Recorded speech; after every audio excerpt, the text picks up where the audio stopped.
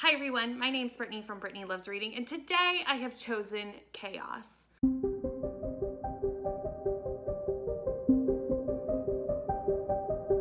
Absolute chaos, because today I've decided to let Instagram choose my TBR for this vlog. What I have done is I went to Instagram and I just started scrolling, and the first 3 posts with books that I owned were gonna be my TBR for this vlog. It is an odd assortment of books, but it is books that I'm actually extremely excited to read, so I lucked out. Would I have been picking them up right this minute? No, but I'm still glad to be reading them. So the first picture that I found was this one, and amongst all these books is a picture of Looking for Jane, which I do own. This is Looking for Jane by Heather Marshall. This is the book that I'm actually going to be starting with. It is an historical fiction novel. It follows Angela. Angela finds a letter that has long ago been lost. She discovers it, opens it up, and she finds this life-altering confession from this woman that was mailed to this other person. It never made it to the intended recipient, and Angela decides to track down the intended recipient so that they can learn this information. And her search takes her back to the 1970s when a group of daring women operated an illegal underground abortion network in Toronto, known only by a whispered codename Jane. I know this follows 3 timelines in 3 different women through the course of history.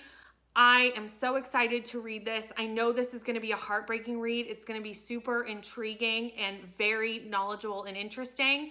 And I think with the state of women's health currently, right now, this is going to be a very poignant read, and I'm very excited to be picking this up. So I am going to be starting with this one, but I am going to let you know the other books that I will be reading in this vlog, and then we'll come back to those in a minute.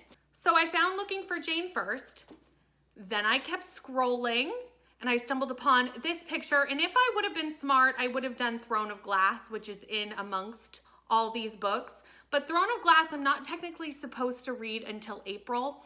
So instead of doing the smart thing and getting a head start on book club books, I'm picking another book in this picture that I own that I have been meaning to read for a long time and haven't yet, and that is The Assassin's Apprentice by Robin Hobb. I'm finally starting Robin Hobb.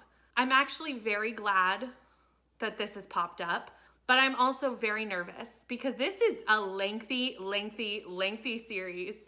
And some of the books in this series are extremely chunky. I'm sure you know what Robin Hobb is about, but I will let you know a synopsis when I actually start the book. But this will be the second book I'm reading in this vlog. Then as I kept scrolling, we got to the last picture that had a book that I owned. And this one I actually got recently. It was sent to me by a lovely subscriber, Alicia, for my birthday. And that is By the Book by Jasmine Guillory. I am so excited to read this. This is a contemporary romance retelling of Beauty and the Beast. I love retellings, and Beauty and the Beast is one of my favorite stories. So the fact that this is on this TBR is excellent, and I cannot wait to pick this up this week. So even though I woke up this morning and chose chaos, I feel like Instagram actually did really well, and I'm excited to read all 3 of these books, but it is an odd assortment of books. You have to admit. There's a historical fiction, a contemporary romance, and a high fantasy.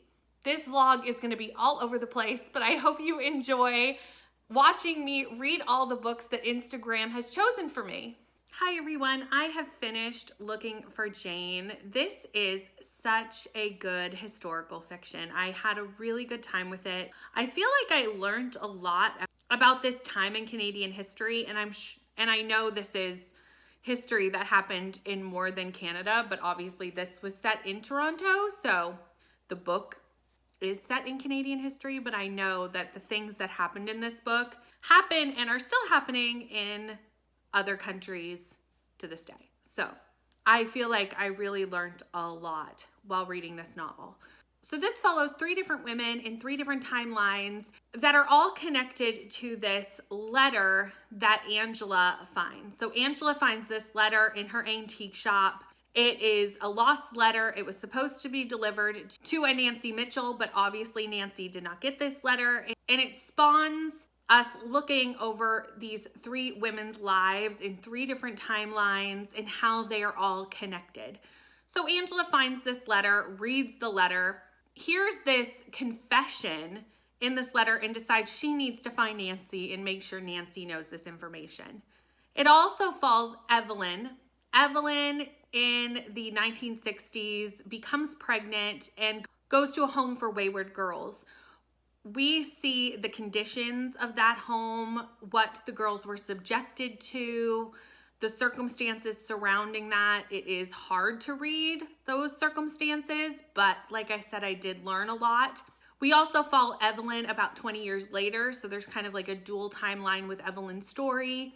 Now that Evelyn has become a doctor and is working in this underground abortion network called Jane. So basically, she is a doctor, she's working in this network, and if girls need an abortion, because it is illegal in Canada in this time period, they can call up a doctor's office, say they're looking for Jane, and can get connected to a doctor who will help them.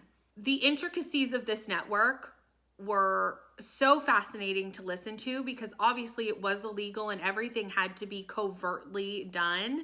And it was so interesting to see that perspective and also to kind of hear Evelyn's past story of why she feels so strongly about the need to work with the Janes. The last woman we follow is Nancy Mitchell, who is the intended recipient of the letter. We get to see Nancy's past leading up to her current life while Angela is searching for her. And we see how all these stories start to kind of interconnect and intertwine. I really enjoyed this book. I'm giving it 4 stars. I feel like I'm coming away with more knowledge than I went in with, which is what I think makes a great historical fiction. So like I said, really enjoyed it. I'm glad Instagram picked this for me, and I'm happy to have read it for this vlog. So the next book that I'm going to be picking up for this vlog is Assassin's Apprentice by Robin Hobb. I'm finally going to be starting the Realm of the Elderlings. I feel like I'm so behind on this series. Everyone loves it. And I feel left out. I missed Elder Lingalong and didn't participate in that, and I regret not participating in that. So now I'm finally picking up the first book in the Realm of the Elderlings, which is the first book in the Farseers trilogy. So this follows Fitz. Fitz is the bastard son to Prince Chivalry. He is raised kind of in the courts, but like kind of condemned because he is a bastard, raised by the stableman of Lord Chivalry. Eventually, he gets noticed by King Shrewd, who starts secretly tutoring him to become an assassin because in Fitz's blood is magic. And that is pretty much all that I know about Fitz, other than that this is a very beloved series and everyone kind of loves Fitz. So I am excited and nervous to be picking this up because it is a long series. So it's a commitment. I want to know what all the fuss is about. I'm sick of having FOMO about this series. So I'm excited that Instagram chose it for me. And let's go read Assassin's Apprentice. So I have finished Assassin's Apprentice by Robin Hobb, and I really liked this fantasy. This is a long haul 14 book, I think, something like that, 13, 14 books. It's long, 15 maybe, I don't even know. There's a lot of books in this series, but it is a long haul epic, high fantasy, and it is political, and that in itself is going to be a recipe for success for me. That is the kind of epic high fantasy I love. I'm okay with a long haul. I'm okay with the first books just kind of setting up the story and not really having a lot happen, but us really getting a look at the characters and the setting of what is to come in the later books in this series. And that's what this was. This really is just setting up Fitz's plot line for the series. Also the world, the political system. That's what this book is. It's just setting up everything that is to come. We start off in this book when Fitz comes to the palace. Fitz is the bastard son to Prince Chivalry, who is going to be the next king of this world. Fitz comes to the palace. I think he's 5 or 6, somewhere around there. And because he is a bastard, his existence threatens Prince Chivalry's rise to the throne. Chivalry actually steps away and leaves the palace, kind of hides out, and his brother Verity becomes the next in line to the throne. And we really just watch Fitz from about the age of, like I said, 6 or 7 to about the age of 14 as he finds his place in the palace as part of being the bastard son of one of the princes. He has the magical ability called Skill, which basically lets him communicate mentally with other people who have the skill. Pretty much everyone in the royal family has the skill, so he can speak to his grandfather, King Shrewd, and also his uncles, King Verity. He also has a power called the Wit, which helps him basically link minds in a similar way, but with animals. One is considered a good power, one is considered a bad one, and we see Fitz kind of struggle with what to do. He also starts to become trained by the king secretly as an assassin because the king wants to give him a job in the court so that he doesn't become a problem later on. It's, like I said, just setting up the story of Fitz, world building, getting us to know the primary characters. There is a little bit of political intrigue that happens, but obviously that's not in the synopsis of the book, so I don't want to let you know about it because it would be spoilers. I really did enjoy this. I liked the writing style a lot, and I will definitely be continuing with Robin Hobb. I'm not surprised. I ended up giving this 4 stars because it was a really great starter novel, but it was just a starting out novel, and I know as the series goes on, I'm going to want to score some of them higher than this. So I wanted to leave myself room to kind of go up or down as I continue the series. The next book and last book that I'm reading for this vlog of Instagram Chooses My TBR is By the Book by Jasmine Guillory. I only recently found out about this series, and I don't know how I didn't know about it before because this is a contemporary retelling series. This book is a retelling of Beauty and the Beast. I love Beauty and the Beast, and I love retellings just in general. So I know I'm going to want to read every book in this series, but I'm going to start with this one. This is book 2 in the series, but each book is written by a different author and follows a different fairy tale, so they can definitely be read out of order. Like I said, this is a Beauty and the Beast retelling. This follows Isabel. Isabel is a publishing assistant and is one of the few Black publishing assistants at this publishing house. And the publishing house is called Tale as Old as Time. How fantastic is that? The editor that Isabel works for has given a publishing contract to a rich celebrity who has now, many years later, still not written his novel.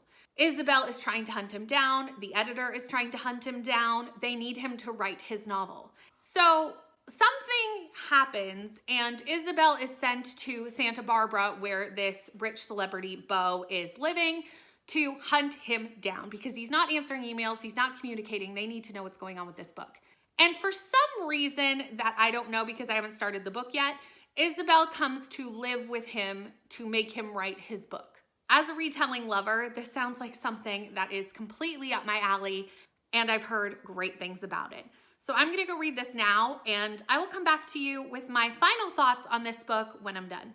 So I have finished By the Book by Jasmine Guillory. I am in love with this book. It was so sweet and so wholesome and so cute, and I just loved every minute of this Beauty and the Beast retelling. I'm going to give this 5 stars. If you love a retelling and if you love Beauty and the Beast, you are going to absolutely adore this book. Now I will say, it is closed door. That didn't bother me so much because in the story of Beauty and the Beast, they don't really get together until the very end anyway. It's really about their courtship and leading up to that. And this stuck to the timeline of Beauty and the Beast very closely. So it didn't really bother me. It didn't feel like it was missing anything. And I was totally fine with it. I'm pretty sure I told you what this was about, but this follows Isabel. Isabel is a assistant at a publishing house. The publishing house is called Tale as Old as Time. And that is just one of many nods to the original Disney story in this book. And I loved every little Easter egg, drop, Beauty and the Beast bit that has ever happened. Like, I just loved that was my favorite part of this book, was all these nods to the original story. Like at one point they watch a show called This Provincial Life. It's so fantastic how they have these little nods to the story in this book. And it was my favorite part that they did that. Anyway, Isabel is an assistant at a publishing house. She's asked to help get Beau's celebrity memoir written and ends up moving in with Beau to help him finish his memoir. She is Beauty, he is the Beast, he is very grouchy, he is a misunderstood celebrity, and she starts to peel away at his gruff exterior and find that there's more to him than meets the eye, very similar to the story of Beauty and the Beast. His assistant's nickname is Kettle, like Mrs. Potts. There are just so many little bits about the original story. I could go on and on. I'm gonna try not to. But this does really stick to the original Beauty and the Beast and just make it super modern. Obviously, she isn't kidnapped, but still. And obviously, he isn't magical. But other than that, it's very similar, and I really enjoyed it, and I'm gonna give it 5 stars. I definitely need to read the first in this series, which I believe is Cinderella, and I think the third comes out this year and is Ariel, and I need to read both of them. Like, I need to read the rest of this series, because if this is what they are like, I am sold. Sold. But that is the end of this Instagram Chooses My TBR. I hope you've enjoyed this vlog. Thank you so much for watching. Please like, comment, and subscribe, and I'll see you in the next one. Bye.